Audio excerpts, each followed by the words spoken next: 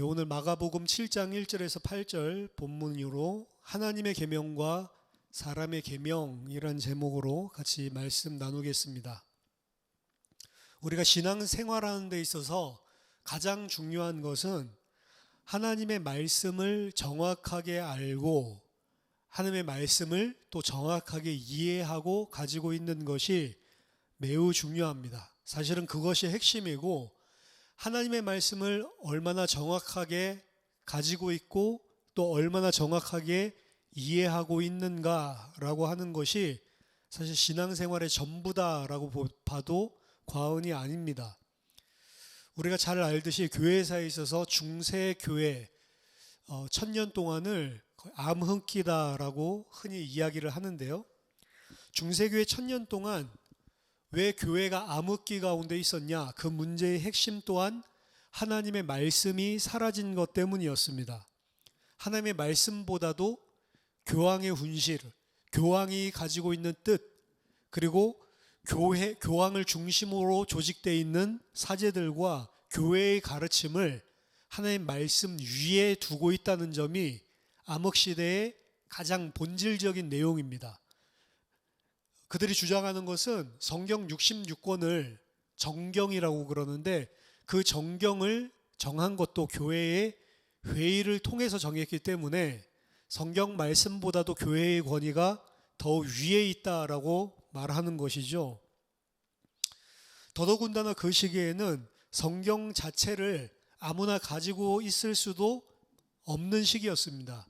일단은 인쇄술이 발달하지 않았기 때문에 성경 자체가 전부 다 필사본이라고 보시면 됩니다. 물론 기독교에서는 그 두루마리가 이제 유대교처럼 두루마리를 더 이상 사용하지 않고 우리가 오늘날 사용하는 책 같은 이 코덱스를 사용하고 있었기 때문에, 만약에 개인이 소유한다라는 면에서 봤을 때 그런 일반적으로 커다란 그런 두루마리 양피지에 비한다면 용이하고 가능할 수 있겠다라고 생각하겠지만, 인쇄술 자체가 발달되지 않았고 책 자체를 여러 권 똑같은 책을 팔 수도 없었기 때문에 성경을 개인이 소장한다라고 하는 것은 거의 불가능한 것이었습니다. 그래서 당시에 중세교회 때 있었던 그런 수도승들, 이런 이야기들 읽어보면 책이 너무 귀하니까 책을 한 번에 다 읽고 외우지 않으면 안 되는 거죠. 그래서 암기술이 기억하는, 흔히 우리는 요새 사진같이 아예 그것을 기억하고 컴퓨터에 저장하듯이 저장한다. 그래서 포토그래픽 메모리라 이렇게 부르는데, 그때 있었던 사람들은 웬만하면 책 한 권을 읽으면 그냥 우리처럼 그냥 읽고 잊어버리고 이게 아니고 다 기억을 할 수 있는 그런 시대였다라고 합니다. 그만큼 책이 중요한 것이고 귀한 것이죠. 그렇기 때문에 구텐베르그가 서양에서 인쇄술을 본격적으로 널리 퍼뜨리고 사람들이 이제 책을 이제 찍어내기 시작하니까, 가지게 된 그 시기 전에는 개인이 성경을 소장하고 말씀을 보고 묵상한다라고 하는 것조차 사실은 불가능한 것이었습니다. 물리적으로 불가능한 일이었습니다. 게다가 교회에 와서 이제 예배 드릴 때에 이제 사제들이 읽어주는 그런 성경 본문이 사실은 유일하게 하나님의 말씀을 들을 수 있는 그런 기회인데, 우리나라도 천주교가 원래 70년대 그때까지도 그랬죠. 성당에 가서 예배를 드리면 이 번역된, 그 사람들이 알아들을 수 있는 언어로 된 성경을 읽어주는 것이 아니고 라틴어로 된 성경을 그대로 앞에서 읽어줍니다. 그리고 거기에 대한 이제 해석들, 뜻들을 설명을 해주겠죠. 일단은 본문 자체가 무슨 말을 하는지 알아듣지를 못해요. 라틴어로 이야기를 하니까. 그렇기 때문에 철저하게 하나님의 말씀이랑 고립되어 있는 시대였고, 또한 어떤 개인이 성경 말씀을 혹은 구절을 가지고 있다 하더라도 그것을 해석할 수 있는 권세가, 능력이 일반 평신도들에게는 있지 않고 사제들에게만 있다라고 주장하던 때였습니다.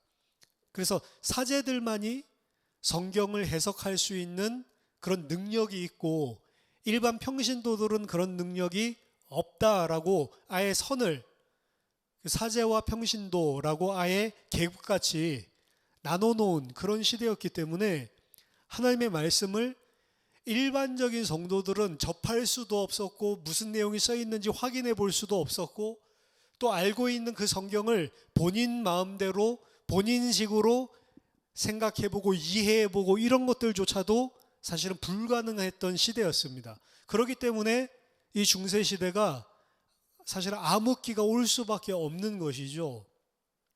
그래서 기득권을 가지고 특권을 누리고 있었던 그런 교황이라든지 사제들 중심으로 아예 국왕과도 겨뤄서 힘겨루기를 해서 굴복시킬 수 있는 그런 특권을 가지고 있었기 때문에 타락할 수밖에 없었던 것입니다. 그래서 그런 중세교회에서 벗어나기 위한 종교개혁의 캐치프레이즈가 솔라 스크립투라, 오직 성경, 그리고 아드 폰테스, 근원으로 돌아가자라고 하는 그런 기치를 가지고 일어선 것입니다. 근원인 성경으로 돌아가자, 하나님의 말씀으로 돌아가자라고 하는 것이죠. 오늘날에도 마찬가지입니다. 우리들이 신앙생활을 하는 데 있어서 기준은 목사님 말도 아니고 신학자의 의견도 아니고 사람의 말이 아닌 하나님의 말씀에 기준을 두는 것이 가장 본질이고 핵심이 되어야만 하는 것입니다. 예전에 교회에 다닐 때 보면 믿음이 좋다라고 하는 기준도 성경에서 이야기하는 믿음과 다른 것을 믿음이 좋다라는 기준으로 생각하게끔 교회 문화가 형성되어 있었습니다. 그래서 교회의 공예배에 빠지지 않고 잘 참석하고 교회에서 하고 있는 소모임이라든지 활동 같은데 적극적으로 참여하고 11조 잘하고 이러면 믿음이 좋다라고 이야기를 했죠. 하지만 교회의 모든 행사에 잘 참석하는 것은 모든 행사에 잘 참석하는 것이지 그것이 믿음이 좋은 것은 아닙니다. 물론 믿음이 좋은 사람이 그 믿음이 좋은 표출로 교회에서 하고 있는 모든 일들에 적극적으로 참여해서 공동체를 섬기는 그런 행동이 나올 수도 있습니다. 그렇지만 그 열심히 하는 열심 자체가 잘 믿는 것은 아니라는 거죠. 그래서 분명히 가지고 있어야 될 내용이 없으면 어떻게 보면은 종교적인 겉껍데기를 가지고 믿음도 평가를 하는 것입니다. 예를 들어서 사업이 잘 되면 믿음이 좋아서 하나님이 축복하셨다. 이런 기준들도 많이 가지고 있는데 그렇지 않습니다. 믿음이 좋은 사람도 있고 하나님의 축복받은 사람도 있겠죠. 없다고 하는 것이 아니고 하지만 성공한 사람들 보면 믿음 그리고 하나님이 주시는 복 이런 것들보다도 도리어 세상적이고 육신적이고 세속적인 머리가 빨라서 성공하는 사람들 훨씬 많습니다. 교회 안에서도. 그리고 그것이 과연 하나님의 복인가? 그렇게 됐기 때문에 믿음에서 멀어지는 사람들도 있어요. 그러면 그건 절대로 하나님의 복이 아니겠죠. 길게 보면 그런 일들을 통해서 또 하나님이 깨닫게 하는 하나님의 인도하심이겠지만, 그래서 이러한 교회에서 믿음이 좋다, 그리고 정말로 하나님의 복을 받았다, 이렇게 하는 모든 기준들도 말씀과 진리에 근거한 것이라기보다는 세속적인 관점에서, 세상적인 가치 기준에서 그렇게 생각할 때가 많다는 거죠. 그래서 정확하게 우리들이 신앙생활을 하고 바른 믿음을 가지기 위해서 성경에서 하나님의 말씀에서 얘기하는 바른 기준을 가지는 게 너무 중요합니다. 왜냐하면 우리들 속에는 하나님의 말씀이 기준이 아닌 세상 사람들 그리고 세속적인 그리고 나 중심적인 그런 기준들이 너무나 많이 있기 때문에 하나님의 말씀이 기준이 돼서 판단을 하기보다는 그런 말씀 외에 사람의 것을 기준으로 판단할 때가 훨씬 많기 때문에 그렇습니다. 그리고 그것은 가장 위험한 것이 됩니다. 인간의 최초의 범죄였던 창세기 3장 사건의 뿌리 또한 하나님의 말씀을 제대로 안 가지고 있는 것에서부터 시작됐다는 것을 기억해야 됩니다. 창세기 3장 2절에서 3절에 보면 뱀이 여자를 속였을 때 여자가 가지고 있었던 말씀이 나오는데 그 말씀은 여자가 뱀에 말하되 동산 나무의 열매를 우리가 먹을 수 있으나 동산 중앙에 있는 나무의 열매는 하나님의 말씀에 너희는 먹지도 말고 만지지도 말라 너희가 죽을까 하노라 하셨느니라. 얼핏 들어보면은 비슷한 말씀 같지만 이거는 하나님의 말씀이 아니었습니다. 여자가 말하고 있는 것 구절 구절 하나하나마다 전부 다 하나님의 말씀이 변질되어 있고 왜곡되어 있고 중요한 것이 빠져 있고 또 하나님의 말씀 아닌 것이 덧붙여져 있습니다. 저희가 주일날 살펴봤지만 총 6가지나 됐죠. 여자는 동산나무의 열매를 우리가 먹을 수 있으나 라고 이야기했는데 동산나무의 열매를 먹을 수 있다라고 하나님 말씀하신 게 아니고 동산의 모든 나무의 열매를 먹을 수 있다가 아니고 정말로 너희가 먹을 수 있다라고 이야기했죠. 벌써 2가지가 틀리죠. 하지만 하나님의 말씀에 동산 중앙에 있는 나무의 열매는 먹지 말라. 아니요. 동산 중앙에는 선악을 알게 하는 나무의 실과도 나무도 있었고 그리고 생명을 주는 생명나무도 있었고 2가지가 있었죠. 하나님께서 금하신 거는 동산 중앙에 있는 나무가 아니고 정확하게는 선악을 알게 하는 나무의 열매를 먹지 말라라고 말씀하셨죠. 그리고 먹지도 말고 만지지도 말라. 만지지도 말라는 말은 전혀 없는 말씀을 집어넣은 것이고 그리고 그것을 먹는 날에는 그게 하나님의 말씀에 있는데 이 말씀은 또 쏙 빼버렸죠. 먹지도 만지지 말라. 그것을 먹으면 너희가 죽을까 하노라. 죽을까 하노라가 아니고 그것을 먹는 날에는 너희는 진짜로 죽을 것이다. 정령 죽으리라 라고 말씀하셨죠. 그래서 이 짧은 하나님의 말씀 딱 2절인데요. 성경에서 여자가 인용해서 이야기한 것도 2절이고 창세기 2장 16절 17절에 하나님이 말씀하신 것도 2절로 구성되어져 있는 하나님의 말씀인데 이 2절 짧은 구절 안에 있는 말씀 속에 벌써 6군데나 틀리다고요. 하나님의 말씀 가운데서 자기 마음대로 임의로 빼버리고 임의로 집어넣고 그리고 하나님의 말씀에 있는 것을 희미하게 말하고 여자는 이것이 하나님의 말씀이다 라고 이야기하고 있지만 정확하게 말하면 그 하나님의 말씀 비슷한 것이지 하나님의 말씀은 아닙니다. 여러분 위조 지폐 아시죠? 위조 지폐는 요즘에 이 칼라 복사기 뭐 이런 것들이 굉장히 발달해 가지고 칼라 복사기 가지고 복사한 것 정밀하게 복사한 것 이런 것들 보면 비슷합니다. 근데 위조 지폐는 아무리 진짜랑 비슷해도 비슷한 것이지 돈은 아니에요. 돈 비슷한 것이죠. 여자가 이야기한 것은 하나님 말씀 비슷한 것이지 하나님 말씀 아니란 말이에요. 그럼 비슷한 거는 가치가 있냐? 가치가 없다니까요. 위조 지폐 가치가 있냐? 아무런 가치가 없는 종이 조각입니다. 돈 비슷한 것은 돈 아니라니까요. 하나님 말씀 비슷한 것은 하나님 말씀 아니라니까요. 그래서 이 여자가 창세기 3장에서 타락할 수밖에 없는 하나님의 말씀을 순종하지 못할 수밖에 없는 근본적인 이유가 말씀 자체가 희미한 거예요. 하나님의 말씀 아닌 것을 하나님의 말씀으로 붙잡고 있는 것입니다.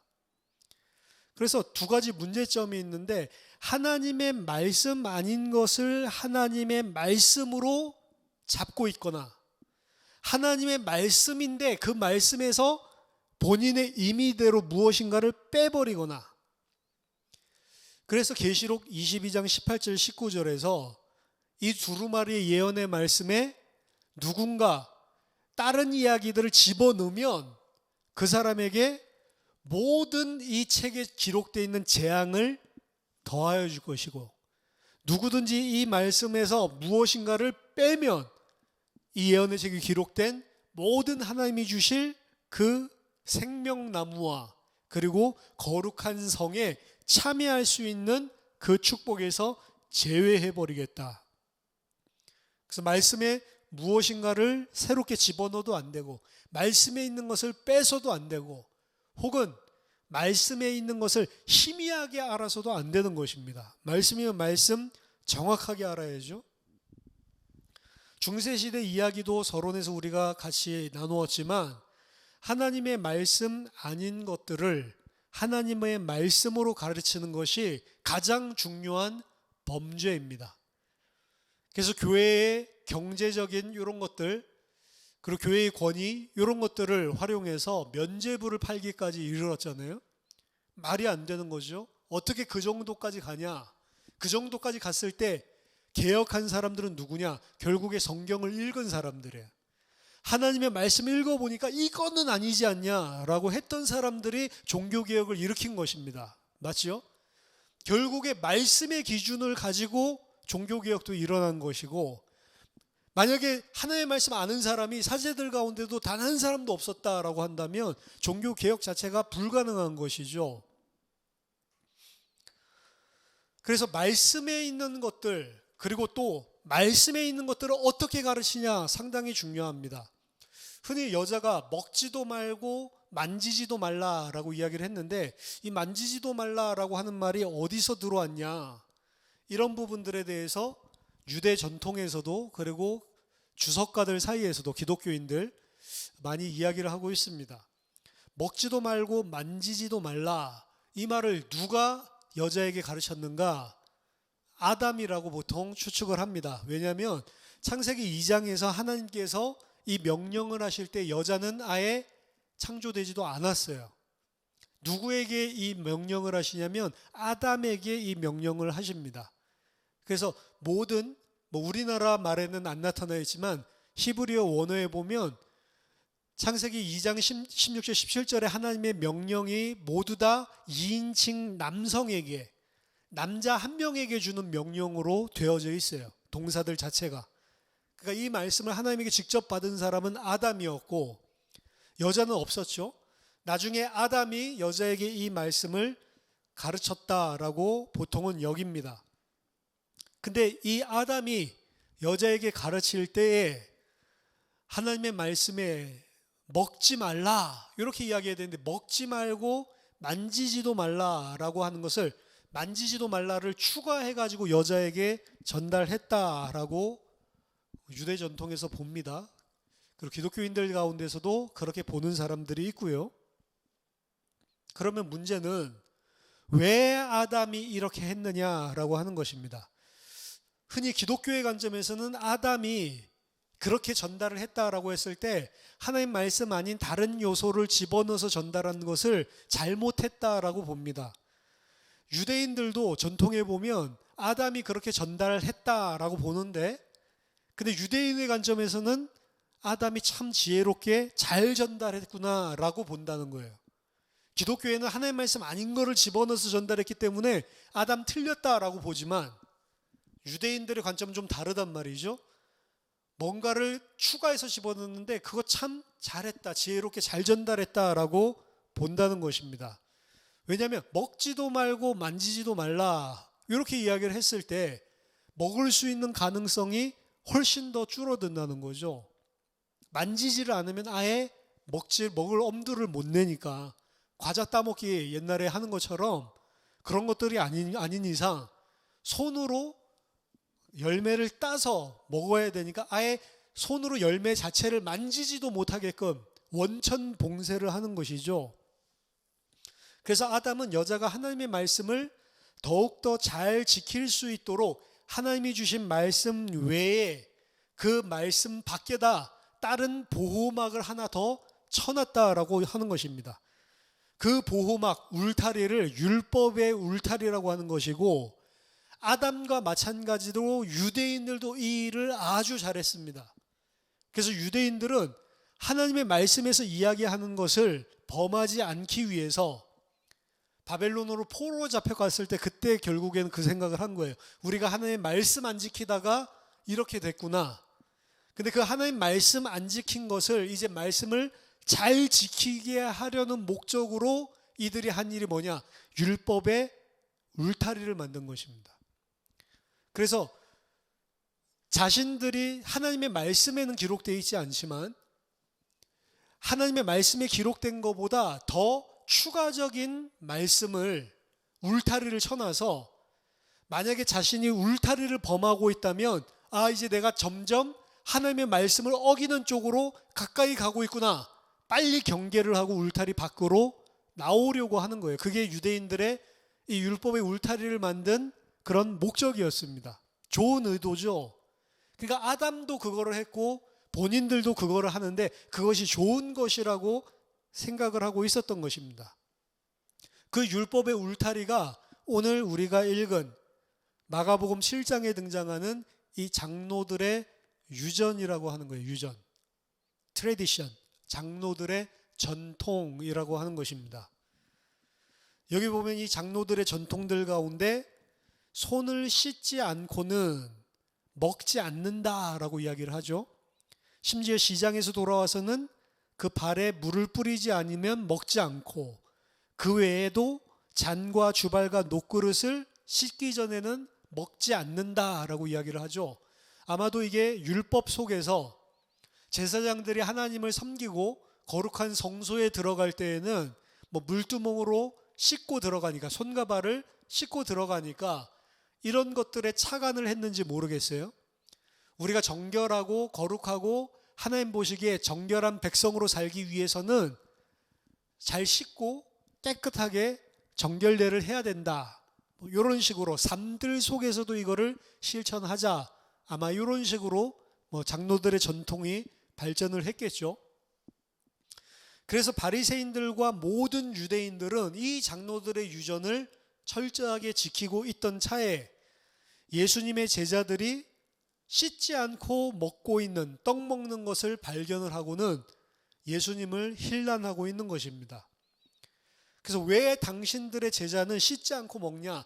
그들이 씻지 않고 먹는데 당신은 랍비로서, 그들의 선생으로서 그것도 꾸짖지 않고 뭐 하고 있냐? 예수님을 힐난하는 거죠.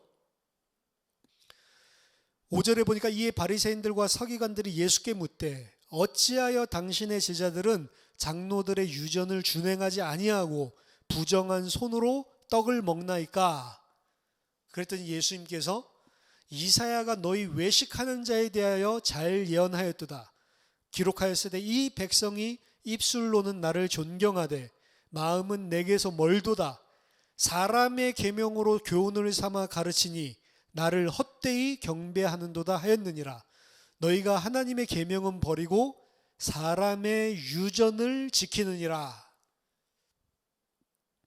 이사야서에 나와 있는 말씀을 인용해서 뭐라고 이야기하냐면, 사람의 계명으로 하나님의 계명인 것처럼 가르치고 있으니 그것이 나를 헛되이 경배하는 것이다 라고 이사야가 말했다 라고 이야기를 하면서, 너희는 하나님의 계명을 버리고 사람의 계명을, 사람의 유전을 지키고 있는 거구나 라고 예수님께서 도리어 반대로 힐책하십니다. 자, 예수님은 단순하게 그거는 하나님 계명은 아니지, 장로들 사람들의 계명이지, 이렇게만 말씀하신 게 아니고, 너희들은 장로들의 계명을 그렇게 열심히 지키는데 실제로는 하나님의 계명을 버린다라고까지 이야기를 했죠. 오늘 읽지 않았지만 그 다음 본문을 보면 예수님은 손 더러운 것이 사람이 부정한 것이 아니다, 하나님 앞에 정결하게 되는 게 손이 더러워서 그런 게 아니다 라고 이야기를 합니다. 진짜 더러운 거는 손을 안 씻고 먹는 것, 그거는 그냥 위생적으로 청결하지 않다, 이것이지만 그것 때문에 하나님 앞에 부정하게 되는 게 아니다. 진짜 더러운 거는 사람의 마음에 있는 탐심과 정욕이다. 이게 사람을 더럽히고 부정하게 만드는 거지, 먹는 음식이라든지 씻지 않은 손이라든지 이런 것이 사람을 죄인으로 만드는 게 아니다 라고 예수님께서 가르쳐 주십니다. 예수님께서는 하나님의 말씀에 있는 모든 율법과 모든 의식들은 사실은 뭐를 가르치기 위한 거냐면, 인간의 마음의 문제, 마음에 있는 죄의 문제를 지적하기 위해서 주신 것이 율법인데, 이 사람들이 그 율법은, 그 하나님께서 율법을 주신 목적은 싹 다 놓쳐버리고, 손 깨끗하게 씻어야지 하나님이 기뻐하시는구나, 인간의 생각, 사람의 생각을 가지고 하나님 말씀 아닌 것을 하나님의 말씀으로 오해해서 가지고 있는 것을 지적하고 있는 것입니다.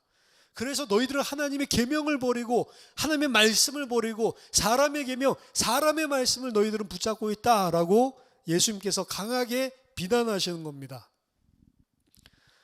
인간의 마음속에 도사리고 있는 죄에 대해서 율법이 이야기하는 것이지 손 씻고 안 씻고 이야기하는 게 아니다라는 말씀이죠.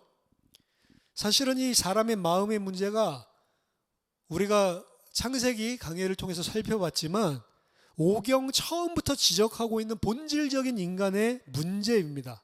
그것을 드러내는 게 율법이에요. 하나님의 말씀입니다.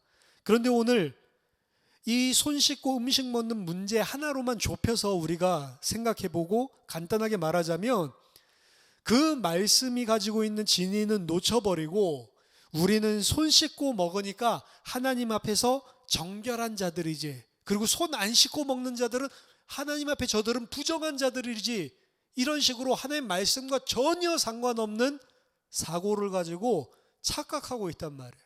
두 가지 착각을 하죠. 죄 아닌 것을 죄라고, 죄인 아닌 것을 죄인이라고 정죄하고 있고, 본인들이 진짜 죄인인데 본인들은 손 잘 씻으니까 죄인 아니라고 착각하고 있고, 두 가지 양쪽으로 전부 다 착각을 하고 있는 거죠. 그래서 그러한 바리새인과 유대인들, 그리고 그들이 그렇게 착각으로 살게 만드는 하나님의 말씀이 아닌 사람의 말씀, 장로들의 유전에 대해서 이야기를 하고 있는 것입니다. 그래서 오히려 이 사건은 사실 예수님께서 지금 그들이 놓치고 있는 것, 그들이 잘못 붙잡고 있는 것을 가르쳐 줄 수 있는 좋은 기회가 되었던 거죠. 물론 이 말씀을 통해서 깨달은 자가 한 명도 없습니다. 오늘 마가복음에서는 나오지 않지만 다른 이 복음서에 보면 예수님께서 이 말씀하시고 사람들 보이지 않는 곳으로 숨어 들어가시는 모습도 등장을 하는데요. 자, 장로들의 유전, 손 씻고 깨끗하게 먹자라고 하는 것이 나쁜 것은 아니죠. 좋은 것입니다. 건강에도 좋고요. 하지만 문제는 뭐냐면 진짜 하나님이 주신 말씀의 참뜻은 놓쳐버리고 사람들이 생각하는 생각 수준에서 하나님의 말씀을 오해하고 그것을 하나님의 말씀인 것처럼 여기게끔 만들고 있다는 것이 문제입니다. 왜 하나님이 율법 주셨습니까? 인간의 죄성을 폭로하고 드러내시기 위해서 주신 것입니다. 그리스도를 통해서 참된 은혜, 그리스도를 통해서 하나님께 주시는 대속의 은혜가 없이는 너희는 절대로 구원받을 수 없는 존재다라는 것을 가르쳐 주기 위해서, 그리스도를 깨닫게 하기 위해서 율법을 주신 거예요. 그래서 율법은 잘 지키는 것이 아니고 잘 지킬 수 없다라고 하는 것을 발견하는 거예요, 사실은. 그래서 우리는 어쩔 수 없구나. 겉으로는 이렇게 지키고 있어도 내 마음의 문제는 절대로 해결을 못하는 거구나. 이 욕심, 그리고 이 정욕, 탐심, 우리 완전히 나중심적으로 하나님을 대적하고 있는 죄인이구나. 이 사실을 깨닫게 하는 게 율법이란 말이에요. 그런데 이들은 율법을 잘 지키기 위해서 장로의 유전, 사람의 말씀을 만들어 놓고 그거 잘 지키면 하나님이 기뻐하시고 우리는 신앙생활 잘 하는 거야, 이런 식으로 착각을 하고 있었다고요. 빌립보서 3장 4절에서 9절 보면 바울의 고백이 나옵니다. 그러나 나도 육체를 신뢰할 만하며, 바울의 말입니다. 만일 누구든지 다른 이가 육체를 신뢰할 것이 있는 줄로 생각하면 나는 더욱 그러하리니, 나는 8일 만에 할례를 받고 이스라엘 족속이요 베냐민 족속이요 히브리인 중에 히브리인이요 율법으로는 바리새인이요 열심으로는 교회를 박해하고 율법의 의로는 흠이 없는 자라. 그러나 무엇이든지 내게 유익하던 것을 내가 그리스도를 위하여 다 해로 여길 뿐더러 또한 모든 것을 해로 여김은 내 주 그리스도 예수를 아는 지식이 가장 고상하기 때문이라. 내가 그를 위하여 모든 것을 잃어버리고 배설물로 여김은 그리스도를 얻고 그 안에서 발견되려 함이니, 내가 가진 의는 율법에서 난 것이 아니요 오직 그리스도를 믿음으로 말미암은 것이니 곧 믿음으로 하나님께로부터 난 의라. 바울도 율법을 열심히 지켰습니다. 바리새인 중에 바리새인이었습니다. 최고의 열심을 가지고 있었습니다. 근데 그것들 때문에, 그 좋은 것들 때문에 그리스도를 몰라봤다란 말이죠. 그래서 내가 이 모든 것들을 다 나에게 이제 해로 여기기 시작했다. 나에게 해가 되는 걸로 여기기 시작했다. 왜냐? 최고의 지식 그리스도를 알기 위해서. 이 좋은 것들, 아까 장로들의 유전들 좋은 거라고 했죠. 손 깨끗하게 씻으면 좋습니다. 근데 그 좋은 것들 때문에 그리스도를 몰라본단 말이에요. 내가 이 율법의 의가 너무나 뛰어나서 율법으로 흠이 없는 자라서 그리스도를 몰랐다. 근데 그리스도를 알고 난 다음에 어떻게 됐어요? 야, 이 좋았던 것들 때문에 그리스도를 몰랐고 이 모든 것들이 다 나에게 해로운 것이고 더 나아가서 배설물이구나, 배설물. 예수 그리스도를 내가 더 알고 그 안에서 발견되기 위해서 내가 하나님 앞에 살아야 되는데 내가 지금까지 율법의 의를 가지고 그러고 있었구나. 내가 이제 하나님 앞에 설 때 율법의 의가 아니고 그리스도를 믿음으로 말미암은 하나님으로부터 난 의로 나는 사는 자구나. 이게 지금 바울이 깨닫기 전과 깨닫기 후의 차이점입니다. 나쁜 게 아니었습니다. 바울의 열심과 바울의 출신 배경과 바울의 하나님 사모에서 율법 지키려고 발버둥 쳤던 그게 인간적인 면으로 봐서는 가상한 것이고 좋은 거예요. 그리고 다른 사람들이 봤을 때 훌륭한 것입니다. 우리가 지금 예수님 말씀 듣고 이렇게 하니까 바리새인들이 손가락질하지, 바리새인들은 사회에서 추앙받는 사람들이었어요. 존경받는 자들이었습니다. 근데 그것 때문에 내가 율법으로 내가 의롭다고 착각하고, 그것 때문에 내가 죄인인 사실을 모르고, 그것 때문에 내가 하나님의 방법 그리스도를 모르고 내 의를 가지고 하나님 앞에 나서다가 죽을 뻔했구나. 너무 좋은 것인데 그게 나에게는 해가 되고 나는 이제 그걸 배설물로 여긴다. 로마서 10장 2절 3절 보면 내가 증언하노니 그들이 유대인들이 하나님께 열심히 있으나 올바른 지식을 따르는 것이 아니니라. 하나님의 의를 모르고 자기 의를 세우려고 힘써 하나님의 의에 복종하지 아니하는 것이다. 유대인들은 자신의 율법의 의가 완전하다고 생각해서 그거면 하나님 앞에 충분하지.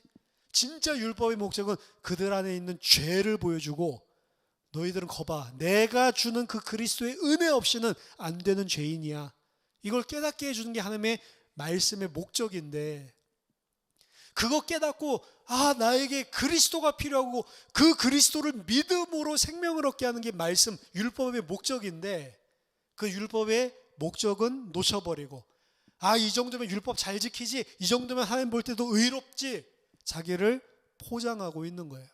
솔직하게 자기도 깊이 생각해 보면 자기 마음 안에는 탐심과 죄가 가득한 것을 알 것인데 계속해서 포장하고 다른 것으로 때우면서 아니라고 부정하는 거죠.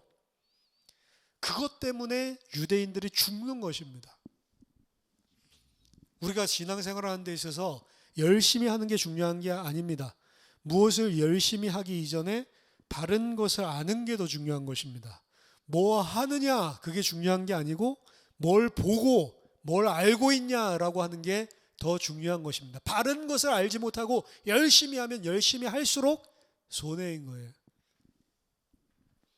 성경 기록과 목적은 무엇이냐? 성경의 핵심적인 내용은 무엇이냐? 분명하게 밝히고 있습니다. 요한복음 5장 39절 너희가 성경에서 영생을 얻는 줄 생각하고 성경을 연구하거니와 이 성경이 곧 내게 대하여 증언하는 것이니라. 모든 성경, 구약 신약 66권은 예수 그리스도에 대해서 증언하는 것입니다. 성경은 우리에게 영원한 생명을 주는 것인데 그 영원한 생명을 주기 위해서 이야기하고 있는 내용이 전부 다 예수 그리스도에 대한 거예요. 요한복음 20장 30절 31절 예수께서 제자들 앞에서 이 책에 기록되지 아니한 다른 표적도 많이 행하셨으나 오직 이것을 기록함은 너희로 예수께서 하나님의 아들 그리스도이심을 믿게 하려 하며 또 너희로 믿고 그 이름을 힘입어 생명을 얻게 하려 함이니라.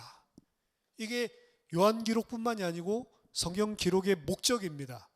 예수께서 하나님의 아들 그리스도구나, 이 사실을 증거하고 그 그리스도를 믿음으로 영생을 얻게 하는 것, 그거 외에는 성경에 다른 이유가 없다. 이것이 바로 핵심적인 목적입니다.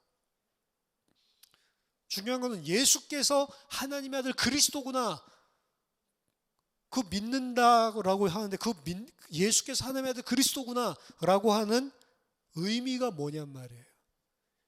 그 의미도 또 육신적으로 생각하죠. 많은 사람들이. 그것을 믿는다라고 하는 것은 도대체 어떤 상태냐? 그것을 또 정확하게 우리가 알고 있는 것이 중요하겠죠. 오늘 그것까지 다 이야기하려면 시간이 너무 멀겠죠. 한 가지 분명하게 이야기할 수 있는 것은 율법을 주시고 성경에 있는 복잡한 여러 가지 재래의식을 주시고 성경에 있는 역사들, 시들, 모든 것들을 다 너무나 다양한 장르의 글들을 주셨는데 이 모든 글들을 주신 이유는 하나밖에 없어요. 우리를 살리려고 하는 것입니다. 그리고 그 살리려고 하는, 우리를 살릴 수 있는 유일한 핵심이 예수 그리스도예요. 예수 그리스도를 믿어야지만 너희는 살 수 있다라는 것을 알려주는 거예요. 예수 그리스도를 믿음으로만 살 수 있고 그것만이 유일한 하나님이 인정해 주시는 의다, 다른 것으로는 안 된다라고 하는 것을 초지일관 가르쳐주고 있는 게 성경입니다. 그렇기 때문에 너희는 하나님의 은혜로만이 생명을 얻을 수 있는 것이지 너희 힘으로 너희 것으로 얻는 것 아니야. 너희는 하나님의 은혜와 사랑이 없이는 절대로 한순간도 살 수 없는 존재야. 사실 그거 가르쳐 주는 겁니다. 그거 아는 게 인간이에요. 그거 아는 게 하나님의 형상입니다. 예수 그리스도를 믿는 것도 똑같은 거예요. 하나님의 은혜로만 나는 살 수 있는 존재구나. 다른 것으로는 안 되는구나. 요거 아는 것입니다. 나는 절대로 하나님이 아니구나. 나는 절대로 창조주가 아니구나. 나는 하나님이 주시는 은혜로만 살 수 있는 자인데 그 은혜를 받을 자격이 전혀 없는데도 불구하고 하나님의 은혜로, 사랑으로 이것을 나를 위해서 주신 거구나.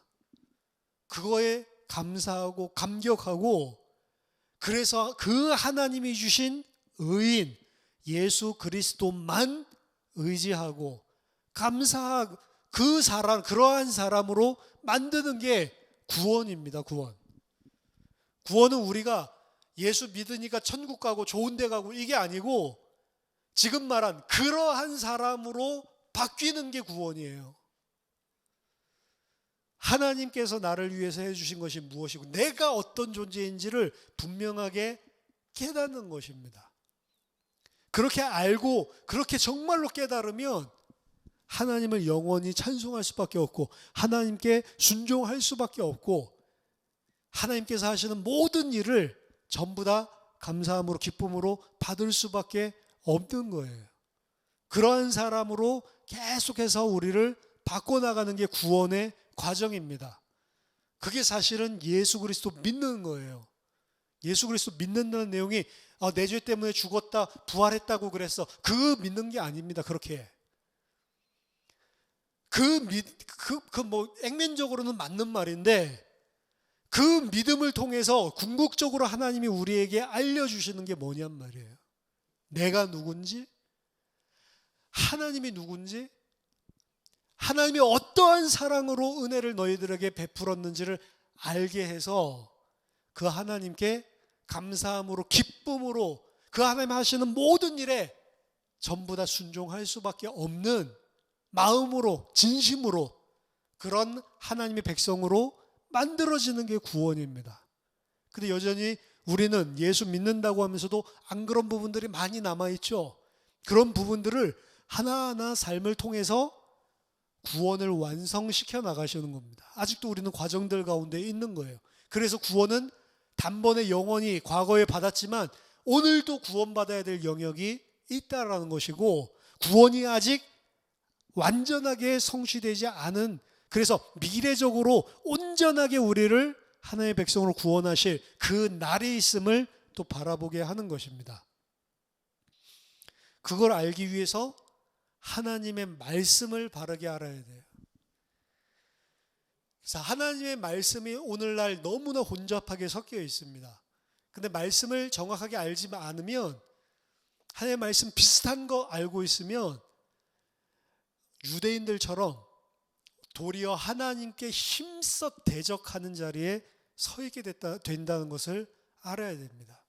그래서 말씀을 통해서 정말로 말씀에서 증거하고 있는 복음이 무엇이고, 예수를 믿는다는 것이 무엇이고, 예수를 믿는 하나님의 백성은 어떻게 된다는 것이고, 하나님은 무슨 일을 하고 있는지를 전체 그림을 가지고 알고 성경을 보는 것입니다. 그래야 우리들이 성경 말씀을 통해서 내 사욕을 채워줄 그런 말씀을 쫓아가는 것이 아니고, 내 귀를 가려줄 그런 거짓 인간의 말씀, 사람의 말씀을 쫓아가는 것이 아니고, 하나님의 말씀 그대로 우리들이 이해하고 믿을 수가 있는 것입니다. 저와 여러분들이 사람의 말씀이 아닌 하나님의 말씀을 올바르게 알고 분별하고 믿음을 가지는 귀중한 은혜가 있기를 예수 그리스도 이름으로 축원합니다. 기도하겠습니다. 하나님 아버지, 은혜를 감사드립니다. 저희들에게 하나님의 말씀을 바르게 이해하고 또 그 이해한 말씀을 온전한 믿음으로 붙들 수 있는 은혜를 주셔서 하나님 이 땅 살면서 정말로 하나님의 백성으로 온전하게 성장하고 장성하고 그리스도의 몸된 교회로 세워지는, 장차 그리스도가 오실 때 점이 없고 흠이 없는 온전한 어린 양의 신부로 준비되어질 수 있도록 주님 말씀을 허락하여 주시옵소서. 예수 그리스도 이름으로 기도하옵나이다. 아멘.